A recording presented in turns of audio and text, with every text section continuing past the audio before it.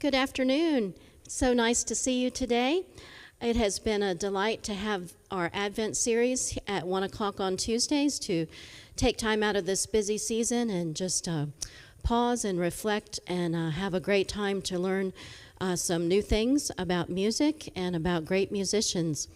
And speaking of great musicians, we are blessed today to have with us Ken Nafziger. Ken is a legend in the area, and just a few things about him. He's a native of Ohio.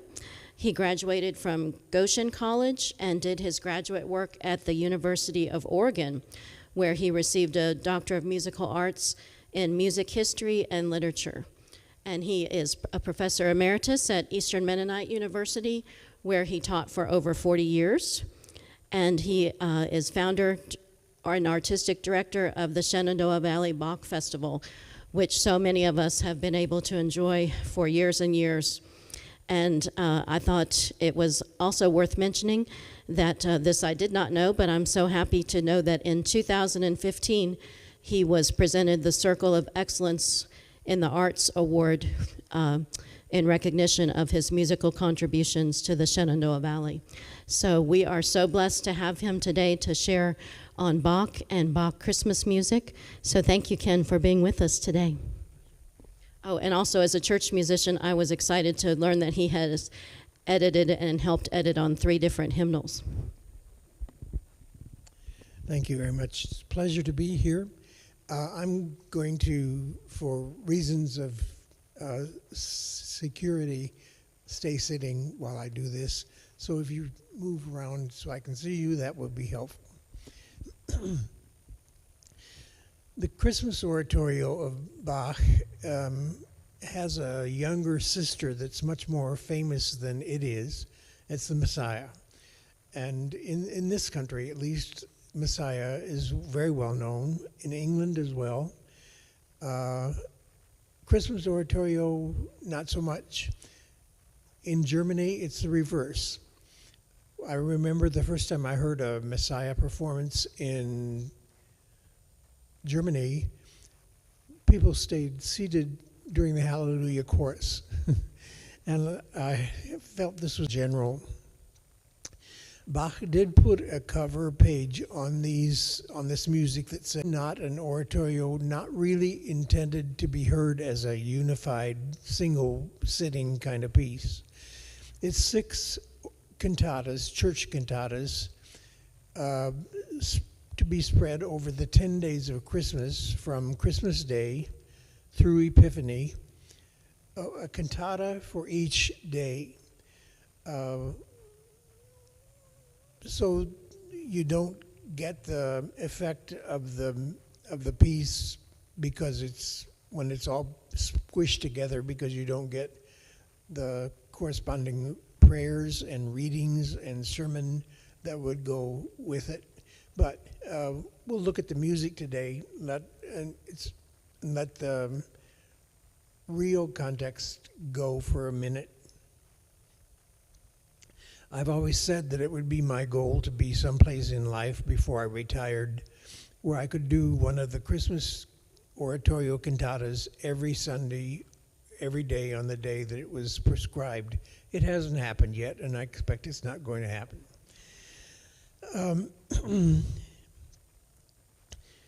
When the cantata in the service at Bach's time was considered the parallel to the sermon. It was usually about 20 minutes in length, and the sermon took considerably more time, like an hour, but the music was a 20-minute block based on the same scriptures that the sermon would be based on. Bach was expected to write one for every Sunday, except during the Sundays of Lent, plus write them for weddings and funerals and installation of the town council and other various and sundry things. The Christmas was one of the high holy days in Leipzig in Bach's time, the time when they trotted out the full orchestra with strings and oboes and bassoon and flutes and trumpets and timpani. The trumpets and timpani were the things that marked the mark the special days. You didn't have those on a regular Sunday. But on Christmas, Easter, Pentecost, and Reformation Sundays, the trumpets and the timpani were used. The cantatas were usually structured in the same pattern. They opened with a big, extensive chorus, complicated chorus, and then would be an assortment of recitatives and arias, and then at the end, usually a chorale or a German Lutheran hymn, something that the audience, the congregation would have recognized and would help people to understand what the sermon was about by putting it into musical language and into textual language that they knew and were familiar with. They only have one stanza for those last hymns, and that's understandable because some of the hymns in the time had 26 and 40 stanzas, so they couldn't do them all. The chorus, you understand, the recitative is like speaking with pitch and has no particular rhythm, and an aria would be a solo piece with repetition of text, limited amount of text, and colorful orchestration. So that's a bit of a background to the cantata. And I also would like to say that one of the very important things in Baroque music was the idea of a musical landscape. The idea that a text would suggest a particular kind of sound. Perhaps one of the most familiar ones would be He Was Despised from Messiah, where there is a real lament and a real sorrow in the sound of the music for the condition in which Jesus finds himself. That's what I call a musical landscape. I mean, the text is very simple. It goes on and on and on, repeating the same text over and over. But the music keeps changing, and it's always this lament, this sorrowful nature that it's communicated. So you hear that as we go through various parts of the Christmas Oratorio today. The first of the 6 cantatas was written for Christmas Day, and the text for that day was from the 2nd chapter of Luke, where it says that in those days a decree went out from Caesar Augustus that all the world should be taxed. And it ends at the place where the shepherds, where the angels appear to the shepherds. There are in this performance, in this oratorio, an evangelist, somebody who recites the words from the gospel. These are the recitatives. And usually the evangelist is a separate person because he is a tenor and he really sets the stage for everything that happens. He prepares it, he responds to it, does all these things, but he only gives the texts from the scriptures. The same thing is true in the Passions, the St. Matthew and the St. John. And then there are 4 soloists, soprano, alto, tenor, and bass. I think, based on my experience of knowing Bach, I have a hunch that Bach was a bass. I think he gives some of the best arias to the bass. And I think in his heart, he was an alto. And the soprano usually was frequently blissfully unaware of the situation, and the tenor likewise. There's that similarity that sort of run through his cantatas and passions that nobody talks about, but I have noticed. And then the chorus and the orchestra. The orchestra this time is made up of 2 flutes, 2 oboes, 3 trumpets, strings, and continuo. Continuo's harpsichord, or organ. I would like to begin with the opening of the chorus of the first cantata, and notice how energetic it is. The recording I found is one that you can see all the performers, and it's well done. I don't especially like the conductor. I can't tell what he's doing, but the soloists are fine, the choir's fine, the orchestra's fine, and it's interesting to watch. So I was happy to find that. Let's go with the first cantata.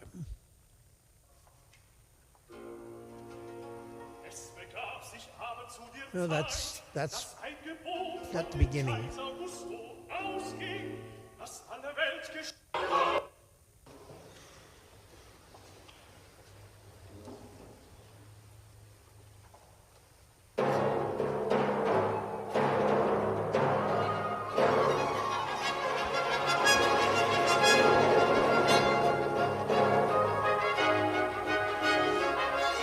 Jauchzet, frohlocken is the German. Rejoice and give praises.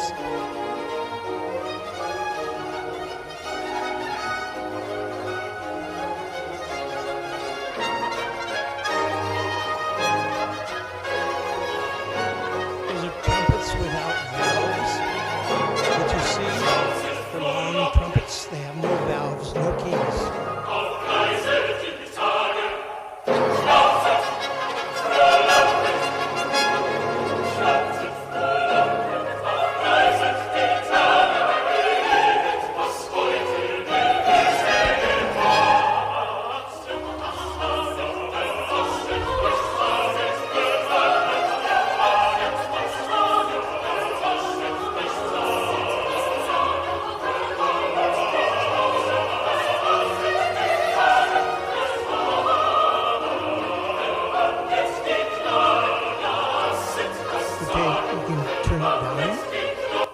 Go to the next place. The chorus goes on for a while, and after the chorus is finished, the evangelist comes in to sing the text of the gospel. And we'll let it run because it's a very short segment. It's accompanied with very thin accompaniment so that there's ultimate freedom for the singer to do as he wishes with the text. And then there comes something that's sort of in between recitative and aria. It's got a little more rhythm and a little more regularity to it, and then finally comes an aria. And this particular aria is suggesting waiting and rest, the church being the bride and Christ being the bridegroom.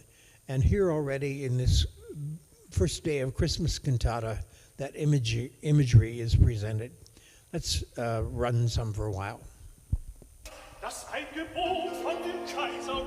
This is recitative.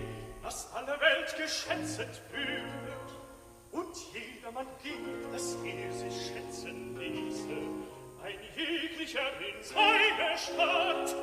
Da machte sich auch auf Josef aus Galiläa, aus der Stadt Nazareth in das jüdische Land, zur Stadt David, die da heißet Bethlehem. Darum, dass von dem Haus und Geschlechte David war, auf dass sie sich schätzen ließen mit Maria, seinem vertrauten Weibe, die war schwanger. Und als sie gar selbst waren, kam die Zeit, dass sie gebären sollte.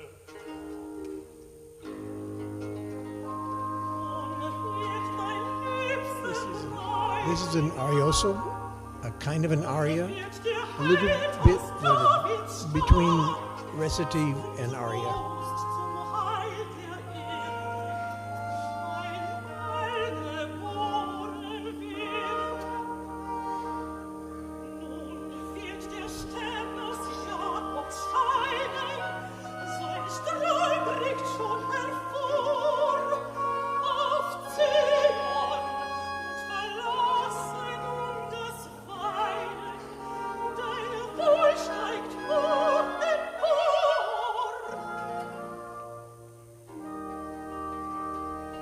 Now this is an aria. It's very regular in its rhythm and a full orchestral accompaniment.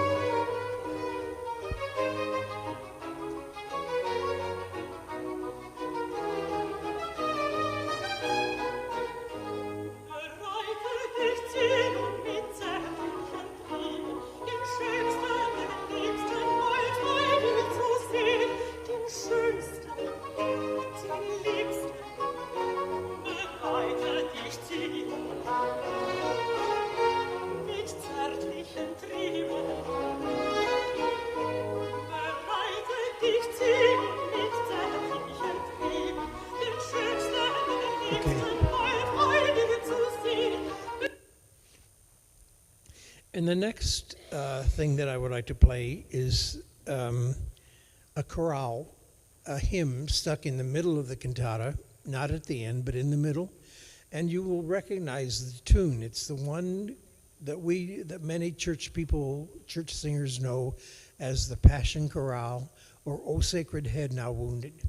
O sacred head now wounded.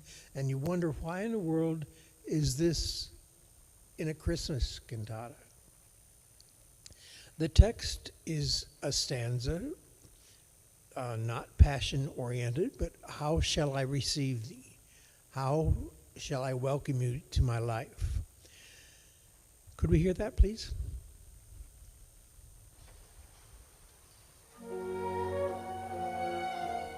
Oops, that's too far. That's too far.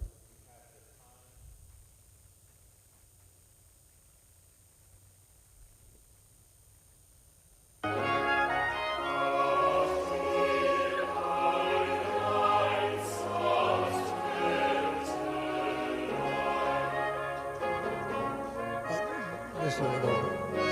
Okay.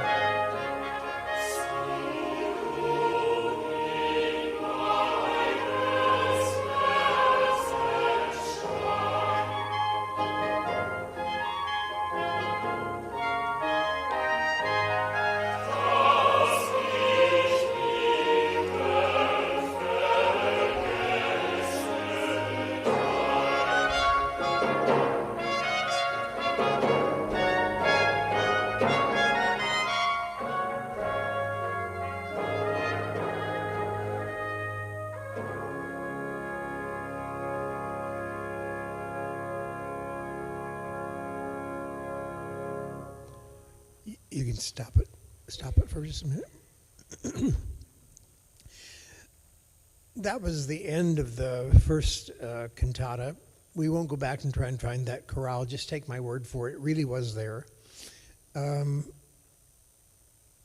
just to review quickly, the evangelist is reciting the scripture story. The soloists are responding to it as believers in the congregation, and the chorales are the entire congregation. So there's an engagement in the whole production of a cantata like this that involves everybody, no matter where they are in the sanctuary that day. It involves them by being represented in the forces.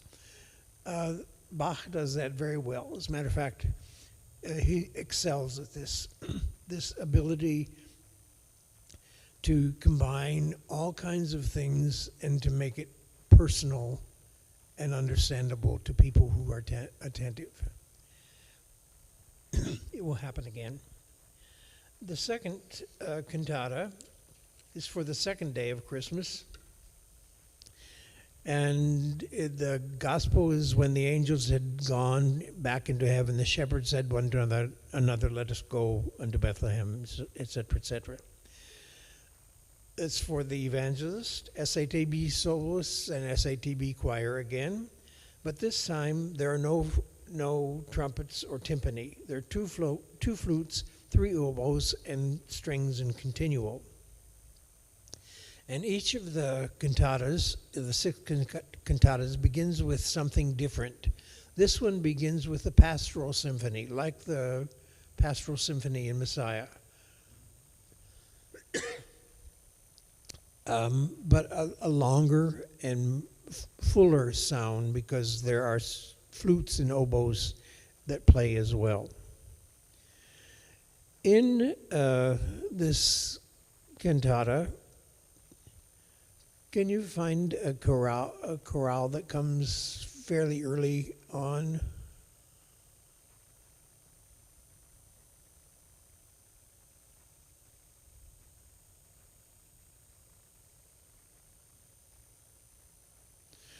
One of the problems was when I first found this, for some reason, there was always an indication exactly where you would find number whatever on the screen, but it doesn't show up anymore.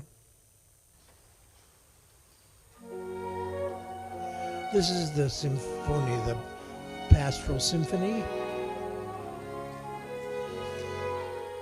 This rhythm, dum da-dum, dum dum dum da-dum dum dum, comes from an Italian style of folk music that was associated with pastoral scenes, pastoral settings.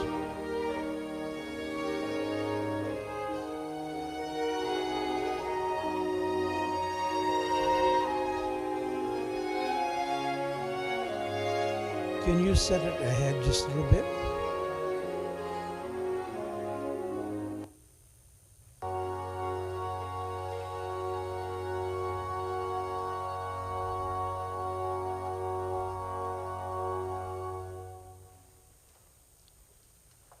And there's a short recitative.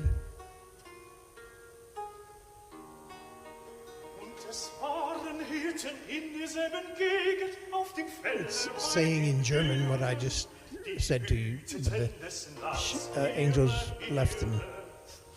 Und siehe, des Herren Engel trat zu ihnen, und die Gnade des Herren leuchtete. And then right into the middle of the story is inserted this hymn. The one that we know to the text, break forth, O beauteous heavenly light. Probably the most brilliant of all the chorales Bach ever harmonized.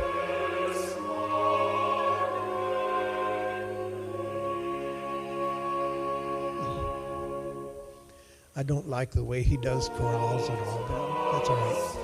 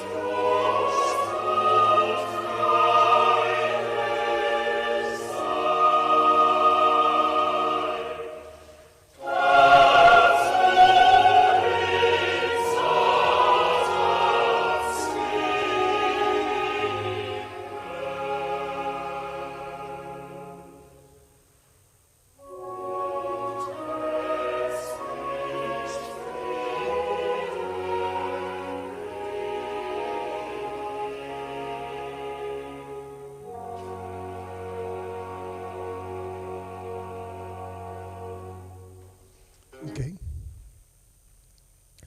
And then skip ahead to number 20, if you can find that.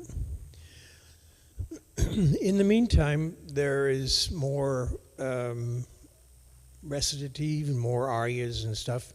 But one important thing that Bach does that's unique is that when the evangelist says, "Come and see the child in the manger," not those words, but some other words, the congregation sings, "Behold, what child lies in this manger." Immediately, the congregation is drawn into the story. And that's a significant part of Bach's expression. Sort of leaps over time, and all of a sudden an ancient story becomes modern because you are there. Amazing. This next one is the thing where the section, glory to God in the highest, and on earth peace, goodwill to men. And I put this in because it's a good comparison with Handel. Handel has a very short chorus that the angels sing, and they do, and peace on earth. And somebody on Facebook this week copied a page from the Messiah and wrote on it like a teacher is accustomed to writing on papers, and said, Handel, you haven't exercised much imagination on this, and peace on earth. You haven't been nearly as expressive as your colleague Bach. This is it. Bei dem Engel, die Menge der himmlischen Herrscher, die lobten Gott und sprachen.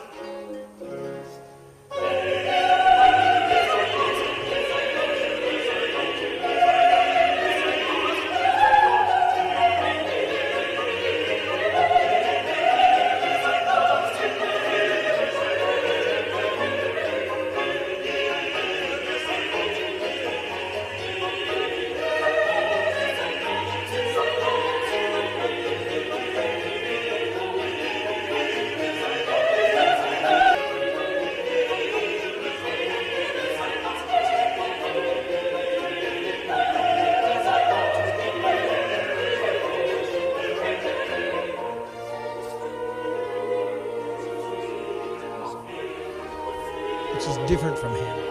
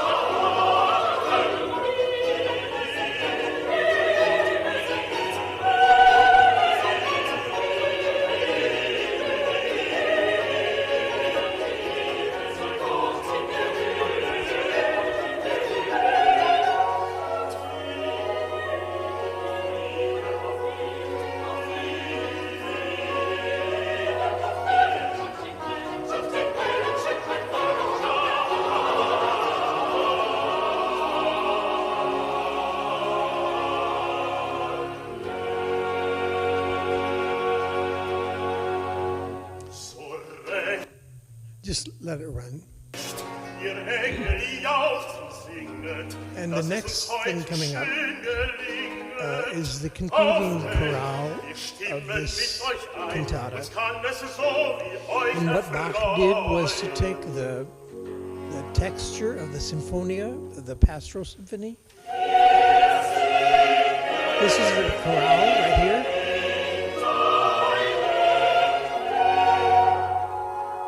And this is like the opening of the cantata was.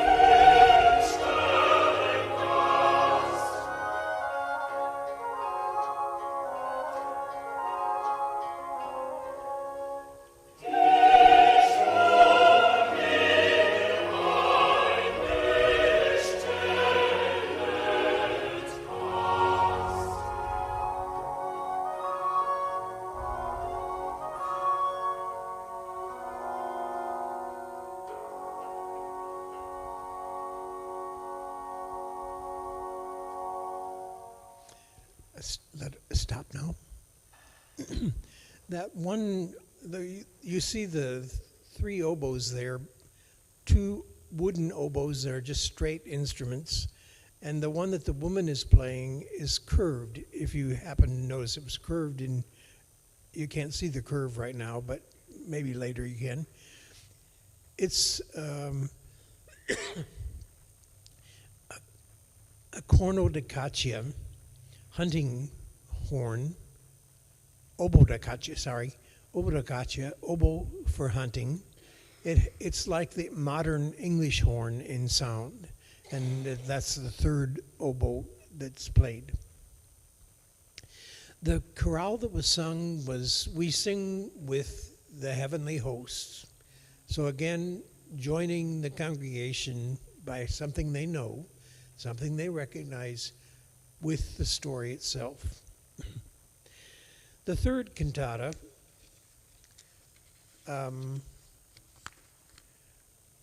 is for the third day of Christmas, so that they not only went to church on Christmas Day, they went on Monday and Tuesday as well. And the gospel for the day was from the Gospel of John.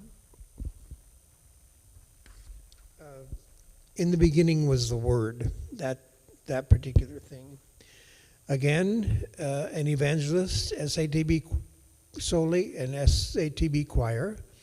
And this time, the orchestra has 2 flutes, 2 oboes, 3 trumpets, timpani, strings, and continual.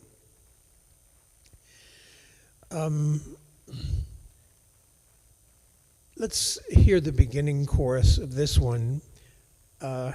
Lord of the heavens, listen to our praises.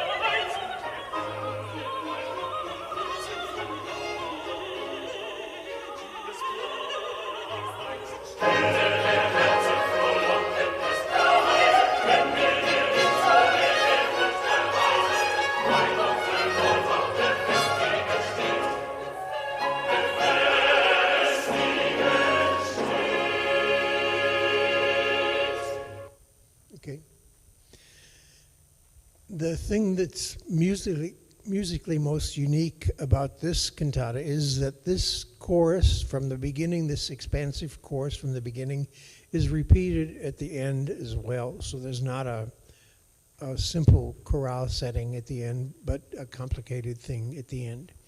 And the other thing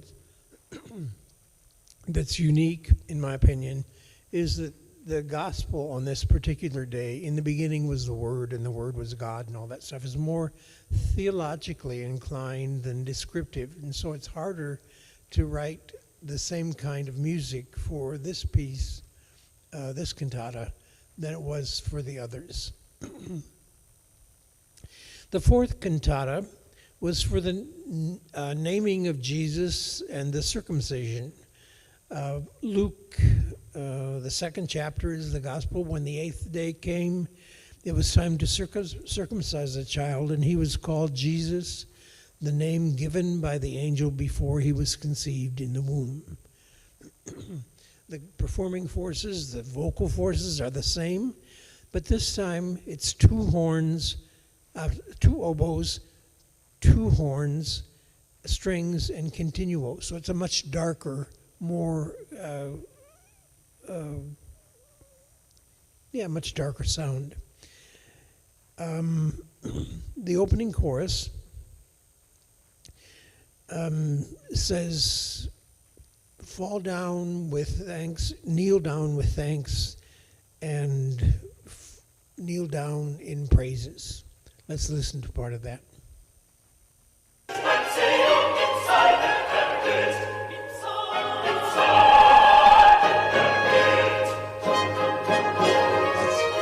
That's Cantata 4 yet, but it's okay. Just let it run. It'll soon finish.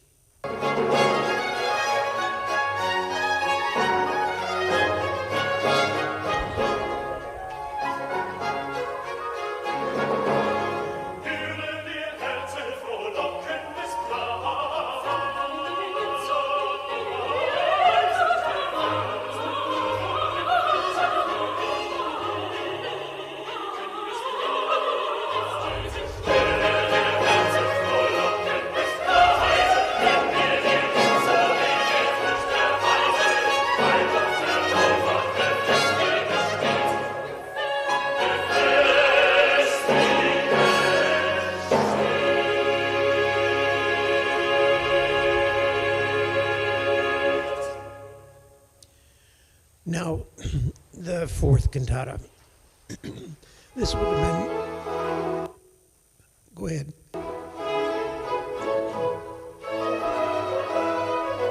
You hear the horns give a much darker color. They have no valves either. Part of their pitches are changed. Some of their pitches are changed by shoving the fist in the bell or pulling out different distances. Watch closely, you can see that.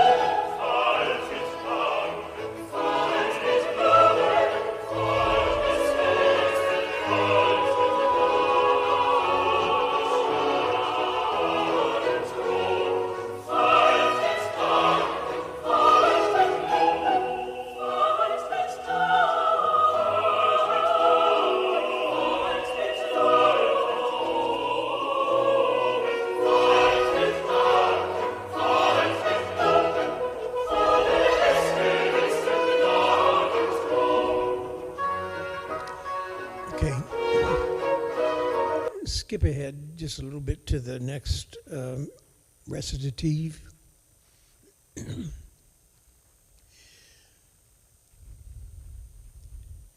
One of the things that I mentioned in conjunction with the first cantata was this connection between Song of Solomon imagery of a bridegroom and a bride, or a lover and a beloved. It comes back again in this fourth cantata of Christmas celebration. And in this case, there's a different texture that is used that is unique in these cantatas. The bass functions as the voice of Jesus, the bridegroom, and the sopranos function as the voice of the bride. And so there's a duet in which questions are asked in both directions, of the bass to the soprano and the soprano to the bass, and answers given. A dialogue between the human soul and Christ. That's what you'll hear next.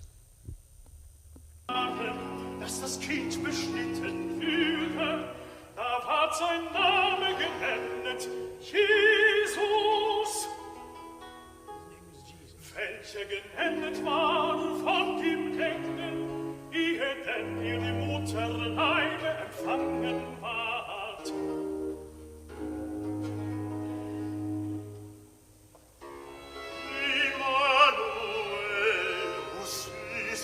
Wort. Ein Jesus heißt mein Hort, ein Jesus heißt mein Leben, ein Jesus hat sich mir ergeben, mein Jesus soll mir immerfort vor meinen Augen schweben.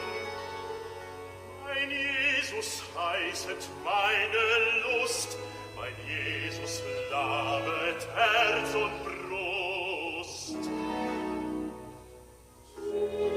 Gott, ich will dich mit Lust umfassen, mein Herz soll dich nimmer lassen.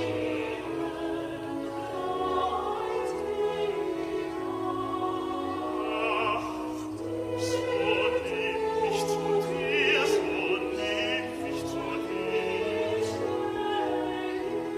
Ach, nimm mich zu dir, ach, nimm mich zu dir.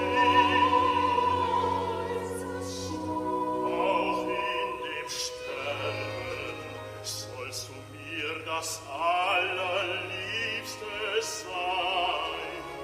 In Not, Gefahr und Ungemach sieh ich dir sehnlichst nach.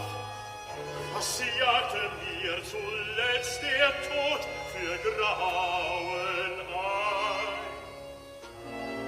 Mein Jesus, wenn ich sterbe, so weiß ich, dass ich nicht verderbe. Ein Name steht in mir geschrieben, der hat des Todes Furcht vertrieben.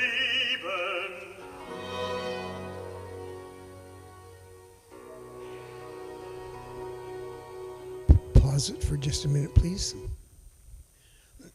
The next thing is a soprano aria that has one of the most unique textures in it of anything I know of Bach. The text asks, should I be afraid because of the coming of Christ? And the answer is no.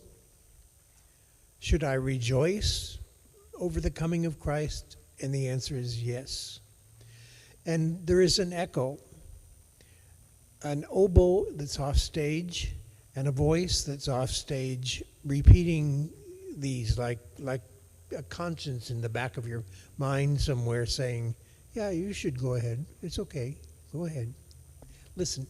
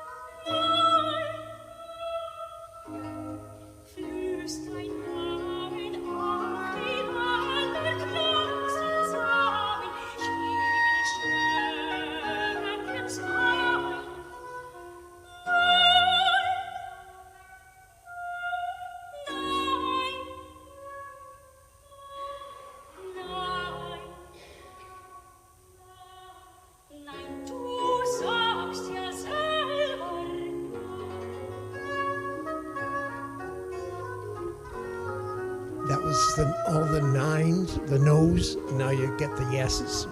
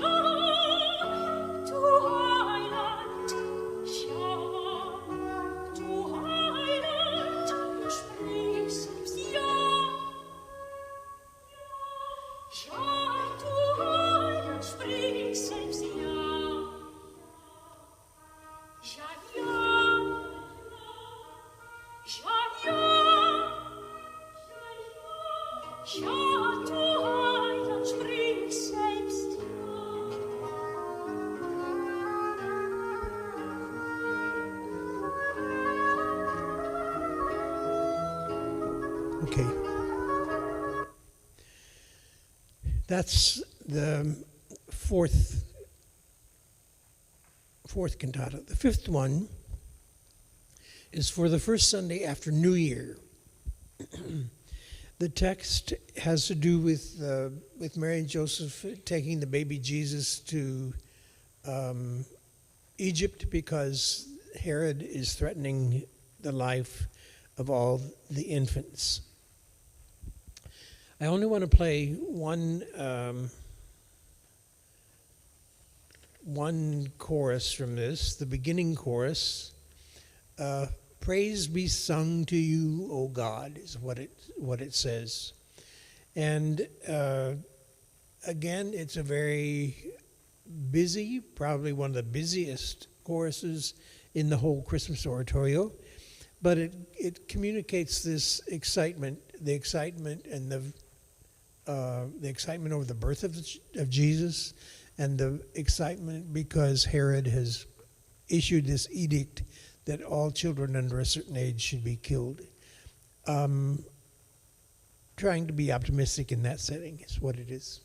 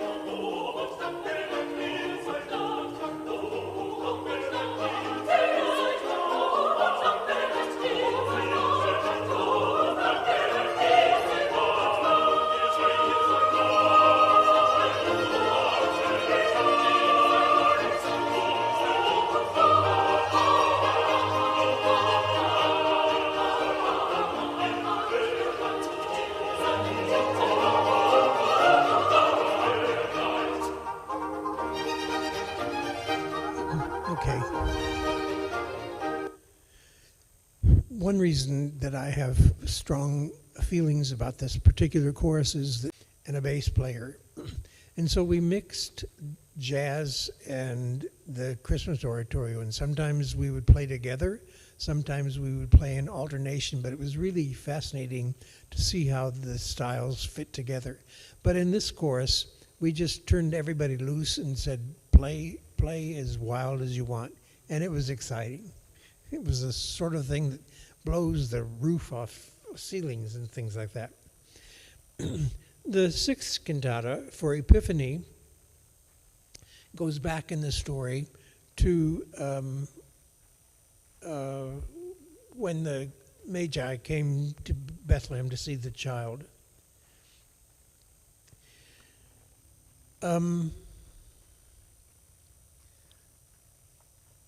And again, in this one, there is a chorale inserted into the story where the evangelist says, and they gave him gifts of gold, frankincense, and myrrh. And then a chorale that says, we bring our gifts before this child. Again, bridging the time gap between then and now. Let's listen to the beginning of this one, this cantata. Again, it's back to the 3 trumpets, 2 oboes, timpani, and strings and continuo, the same festive group.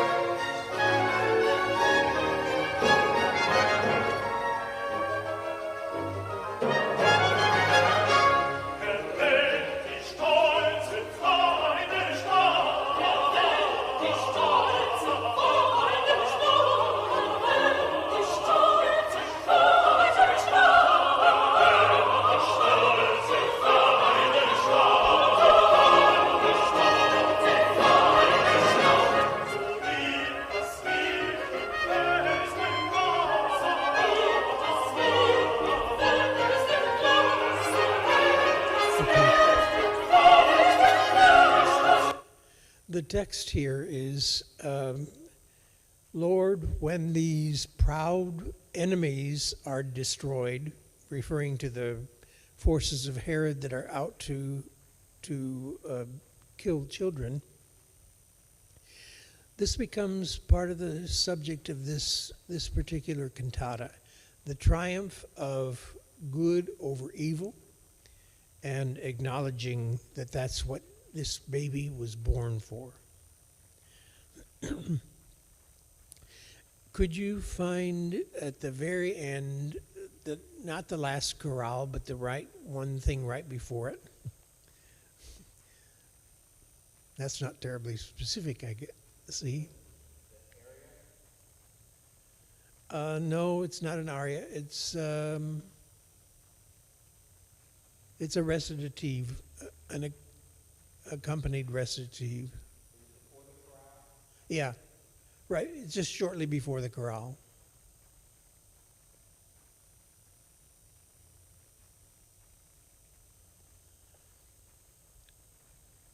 Zogen sie hin und siehe, den Stern, den sie im Morgenlande gesehen hatten, ging für ihnen hin, bis das er kam, und stund oben über, da das Kindlein war. Da sie den Stern sahen, wurden sie hoch erfreut, und gingen in das Haus und fanden das Kindlein mit Maria, seiner Mutter. This is the Magi bringing their gifts, and then being warned to go home a different way. This is, they gave him gold, frankincense, and myrrh, and this is a chorale. The choir responds.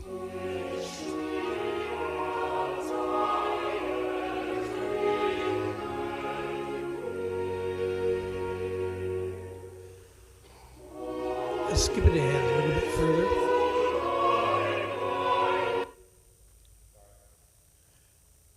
A little bit further ahead.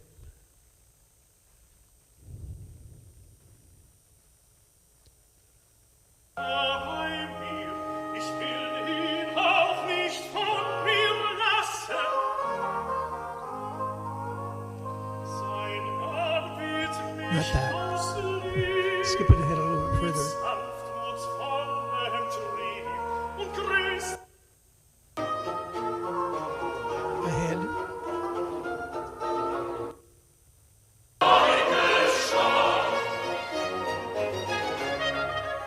That's too far.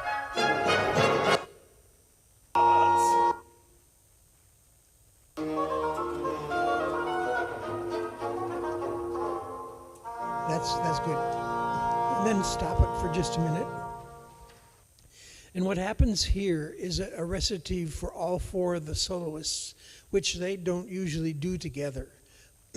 It happens at the end of the St. John Passion and the St. Matthew Passion as well. But the four soloists interpret what's gone on before.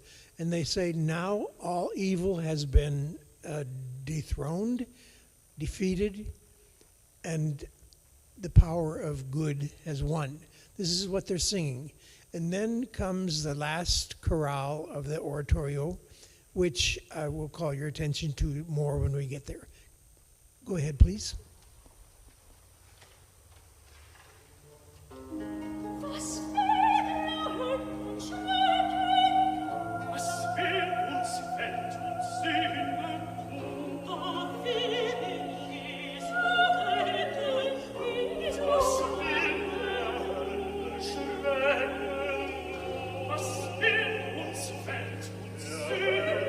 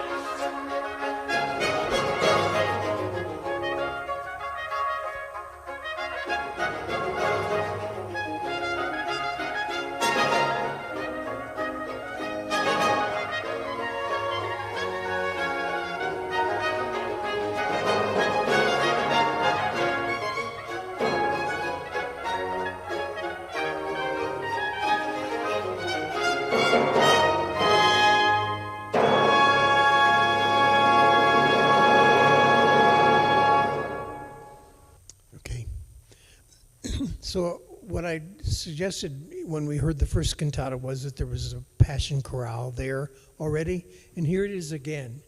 It's like telling you what's coming, but in the meantime, being joyful about it.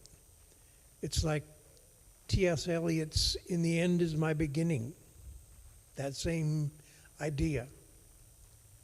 That here the crucifixion is brought in by association with the birth of Christ. A very profound theological observation on Bach's part, and he's really good at these kinds of things.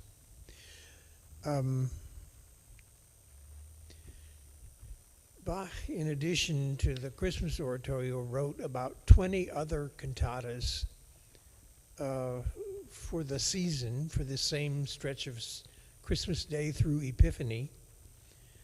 20 of them. That's a lot. And they're spread over maybe mostly 3 or 4 years. So he didn't just sit around playing organ. He wrote things. And it's an amazing genius that he is able to do this. One of the New Year's cantatas that I particularly like the title of, translated loosely, very loosely, is "Thank God This Year is Over." We can sort of say that now that COVID is somewhat in the past, although not completely. So that gives you an introduction to the Christmas Oratorio. Sorry about the not more precise guidance for the excerpts, but it worked. Adam, you did a great job. Thank you. I encourage you, if you don't know this work, to take time to listen to it. It's really an impressive thing. And this performance, the conductor is Renee Jacobs, and it's a YouTube that he does, except musically, but watching him drives me crazy. I never could understand what he was doing. Anyway, are there any questions or comments that somebody would like to ask before we stop? I was just wondering about the logistics of it when you said it was performed within those, 6 different days within the Christmas season. So the first year you wrote it, they were all done that year. Yes. So just in seeing how much the scores and all that, logistically, how was that possible, or how did the congregation know what they were to sing?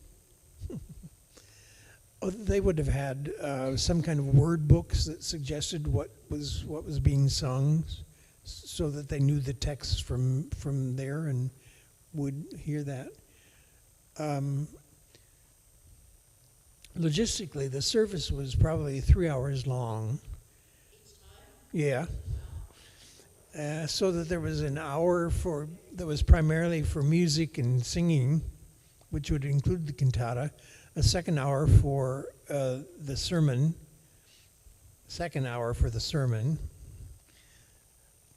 No comments about that. And the third hour for communion, or Eucharist. And I don't know how they got that much music rehearsed in that short time. Yeah. Not Xeroxed, just photocopied, just written out by hand. Yeah, no, I can't either. And I'm sure his choir wasn't as good as this one.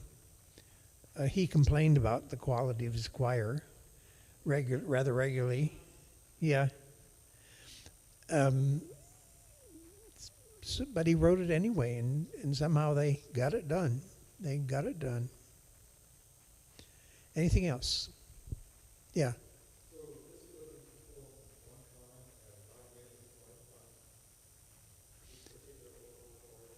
I'm sorry, I didn't.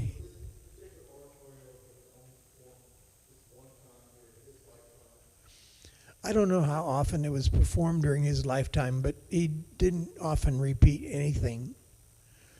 This was done in 1734, which was fairly late in his career in Leipzig.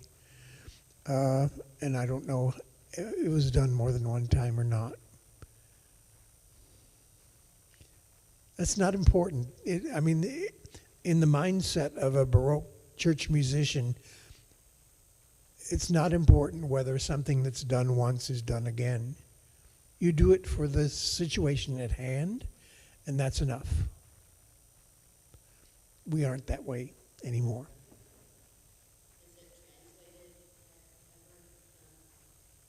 Yeah. It's sometimes translated into English and other languages. It's just hard to do. The hardest part is translating the recitatives that the evangelist sings, because German accentuation and syllabification is not the same as in English, and so to make it fit, you have to do perverted things now and then. Anyone else?